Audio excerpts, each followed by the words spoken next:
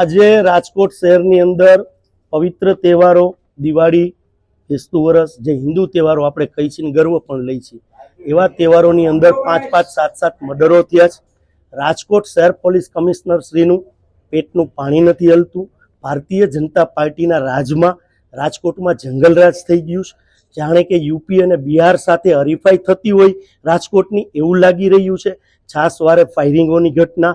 અને હું આપના માધ્યમથી કહેવા માંગીશ કે ગુજરાતના ડેપ્યુટી સીએમ જ્યારે હર્ષભાઈ સંઘવી આવે ત્યારે સમગ્ર આ ગુજરાત પોલીસનો રાજકોટનો સ્ટાફ ડિસિપ્લિનમાં, જાણે કે રાજકોટ છે એકદમ શાંત શહેર છે અને રંગીલું શહેર છે, એવા ખોટા વાર્તાલાપોને પીસીઓ કરે છે.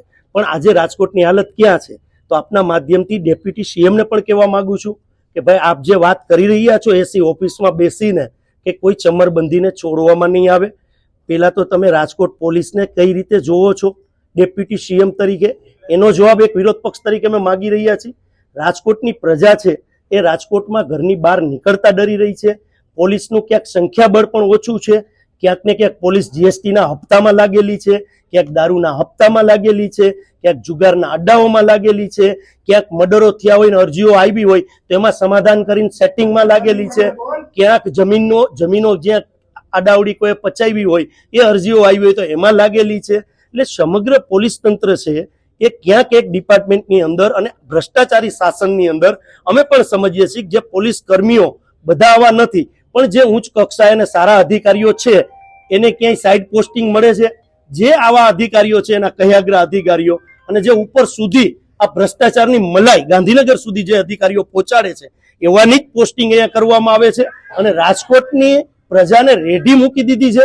ત્યારે આજે કોંગ્રેસ સબ્બર વિરોધ પક્ષ તરીકે કોંગ્રેસ પરિવાર દ્વારા આજે અમે રાજકોટની જનતાનો અવાજ લઈને પોલીસ કમિશનર શ્રી પાસે આવ્યા છીએ. પણ આપ જોઈ રહ્યા છો કે પોલીસ કમિશનર શ્રી ભારતીય જનતા પાર્ટીના રાજકોટ શહેરના મહામંત્રી હોય, મહામંત્રી સંગઠનના હોય, એ રીતે એ કામ કરી રહ્યા છે.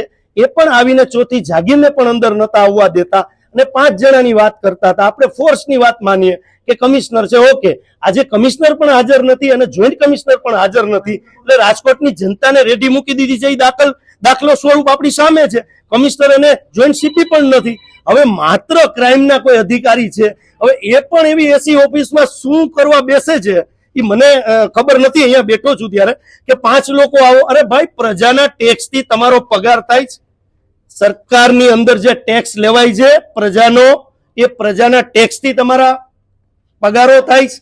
તમે એક વિરોધ પક્ષને લોકોનો અવાજ તમારી પાસે પહોંચાડવામાં જો તમને ડર લાગતો હોય તો આ તકે કહેવા માંગુ છું કે એમને પણ રાજીનામું આપી દેવું જોઈએ અને હર્ષભાઈ પણ રાજીનામું આપી દેવું જોઈએ. અન્યથા એ દિવસ દૂર નથી કે ભારતીય જનતા પાર્ટીને રાજકોટની જનતા અને ગુજરાતની જનતા જાકારો આપશે, આમાં કોઈ શક નથી. સાંજ સમાચાર ફેસબુક પેજને લાઇક કરો, વિડીયો શેર કરો અને વધુ વિગતવાર સમાચાર માટે sanssamachar.net વિઝિટ કરો.